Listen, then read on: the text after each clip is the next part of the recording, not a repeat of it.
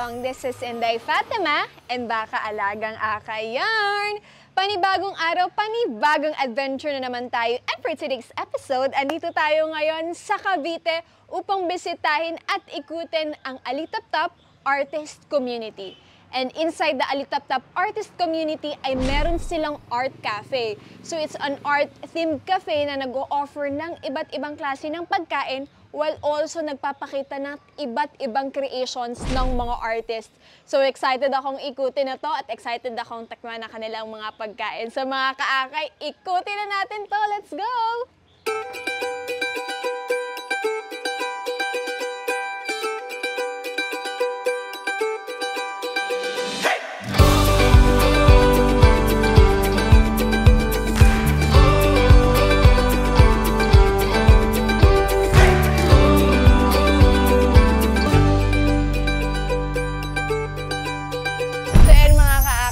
Tayo ngayon sa ating first studio na binisita. Ito po ang Dorian Collective Artist Space. Ayan, ito po si Sir Otto Neri. Ayan. As you can see sa ating background kung gaano kaganda itong artwork na ginagawa ngayon ni Sir Otto Neri. Grabe, sobrang ganda, na-amaze po ako. Slight interview po, ano pong inspiration behind this? Kasi mga horses ang mainly ginagawa ko ngayon at saka yung mga chess pieces. Like ito, king, di ba? So, king, white king. Kung makikita nyo sa social media ko, so mga ginagawa ko, mga king na white and black. Kasi ano rin ako, may mga horses ako. So, okay. I have 6 horses right now. So, parang masyado akong na-inlove sa horses. So, you have the connection with the horses, kaya so ito yung ginawa nyo po ngayon. Parang socially relevant din yung mga chess pieces dahil sa political ano natin. Stance. Yeah. Okay. At saka yung global ano, yung China, US, 'di ba? Yung mga parang Game of Thrones siya. So yun yung parang inspiration. So ayun yung inspiration ko, tapos naipasok ko yung art piece na yan. Yeah.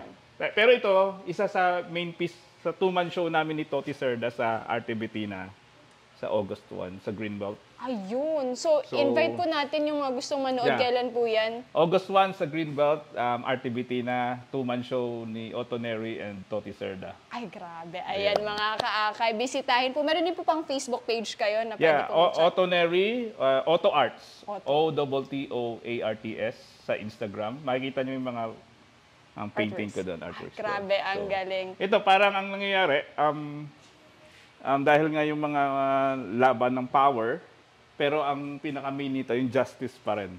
So kahit anong power, mapa-white ka or black, kung anumang kampo ka or China ka man or US, justice ang will prevail. Ang galing ng story. Ayan, so, thank you so Lady Justice. Thank you so much po. And pasensya sa istorbo kasi it's okay. ongoing po yung artwork ni Sir. So maraming salamat po at Sir Otto Neri. Thank you. Okay, so ayun mga kaakay, we are so honored and I am so grateful because kasama natin ngayon si Ma'am Christy Ancanan and si Sir Boking Ancanan.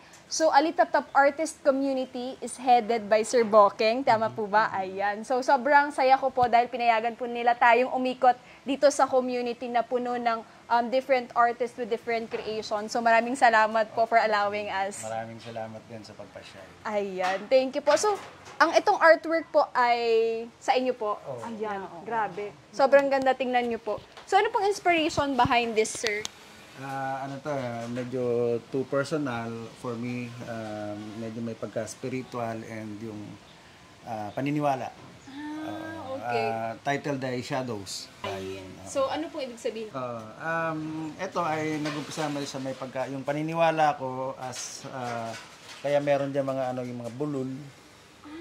Di ba? Mga bulol siya. And then, kumbaga yun yung mga shadows na pinaniniwalaan natin and then ayan, mga symbolisms na mga ninuno natin, baybayin. So, ayun. So, ilang years na po kayo gumagawa ng different artworks po? Graduate kami ng Fine Arts. Ikaw din, Ma'am Christy? Schoolmates. Far Eastern University. Schoolmate turned into lovers. Totoo po yun, ayun, diba? And then, so, After graduation and then during college days, gumagawa na tayo Gumagawa ng mga na. works. So, kinontinue nyo po. So, itong Alitap-Tap Artist Community, kailan po siya nag-open to public? 2017, Okay. tinayo yung Alitap-Tap Artist Community. So, ilang artist po composed itong community po? Right now, ang mga may-ari ng mga studios dito ay nasa 30 na sila. Although yung iba hindi pa nakakapagpatayo, although may lupa na sila. So, gusto yung iba parang bumibili din ng lupa para magtayo din sila ng sariling For the studio. future. For the future. Ang galing naman. So, Ma'am Christy, sa mga gusto pong magpunta dito or mag-visit ng community, open buka talaga siya for the public? Actually, hindi pa kami tumatanggap ng walk-ins. Ang open lang sa public, yung cafe, tsaka yung hub. Tapos kung gusto naman nila mag-tour, katulad ng ginawa natin, mag-message lang sila sa page, tapos i-schedule namin sila. Okay, for reservations yes, for talaga. reservation. Oo. Tapos may minimum of mga 8 to 10 guests. Ayun. Oo. Kasi i-ano pa namin i-coordinate pa namin sa mga studios kung open sila. O ready So may sila mga studio din po na nagkakandak ng mga workshops. Meron din. Meron. So, from time to time, pwede nila i-visit yung Alitap-Tap Artist Community for updates po, no? If may mga workshops or may mga exhibit dito talaga mismo sa Alitap-Tap. Ayun. So, maraming salamat po. At beside doon, akala nyo si Sir Bokeng lang merong kanyang mga gawa. Si Ma'am Christy meron din. So, bisitahin din natin yun mga kakay. Let's go!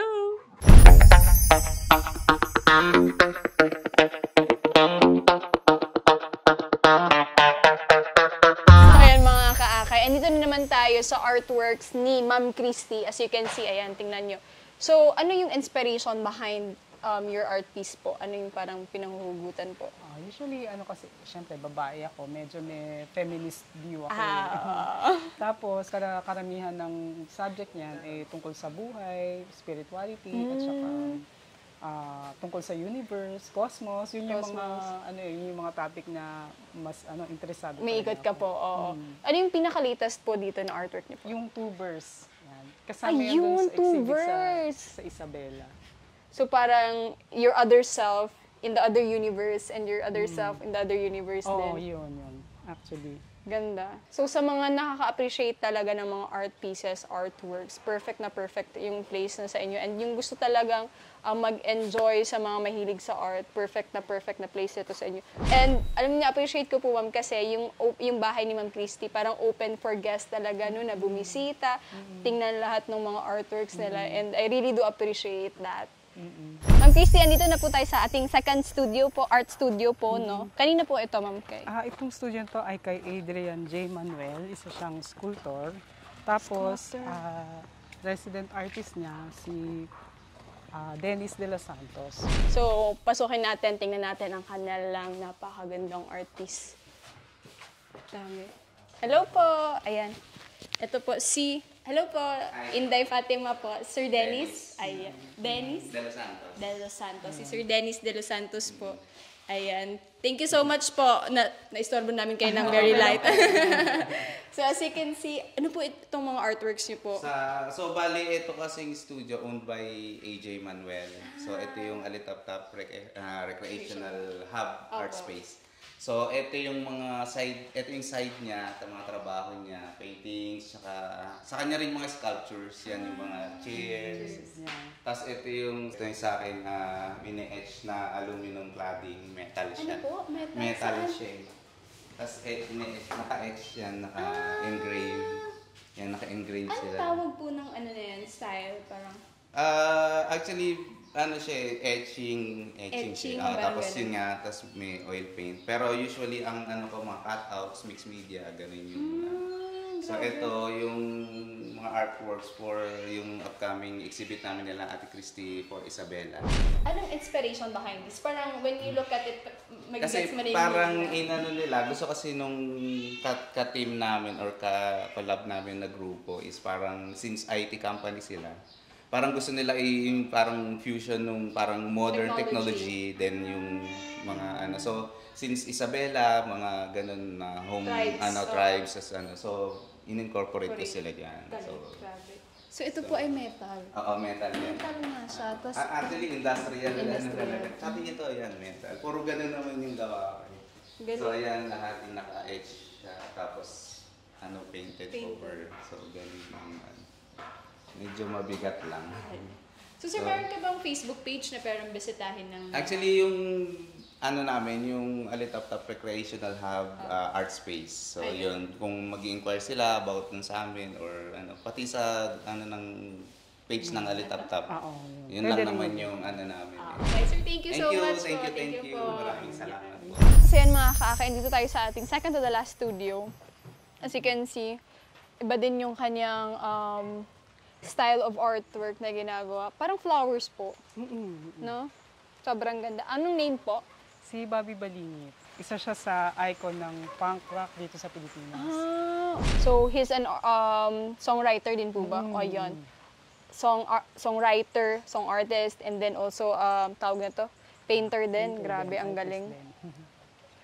Sayang lang hindi natin siya Hindi, wala siya dito ngayon eh. Pero sana mag-meet na din kami next time, ano? So ngayon mga kaakay, mayroong ongoing na tattoo, ang tawag po ma'am? Tattoo session, parang ganon. Tattoo session. Isang traditional, tsaka isang modern na. Meron traditional. Yeah. Grabe mga kaakay, we are so lucky. Naabutan natin ngayon. So mga kaakay, we're so honored and lucky because kasama na natin ngayon si Ate Wams. So she's from Benguet po. Ano niyo po si Apo Wangod po? I'm not related. I am not related. Pero from Benguet po and talagang... From Kalinga siya. Kasi may 6 provinces kami. So part ko is Benguet. Benguet. Half Benguet, half Kalanguya. Tribe po yun doon. Yes. Ilang years na po kayo gumagawa ng ganito? Nako. Tagal na. Wow! Magwa 1 year pa lang ako this coming September. Okay. Pero naging tattoo advocate ako for almost 5 years. 5 years. Pinopromote ko rin yung Tattoo industry. tattoo industry, especially sa Kalinga.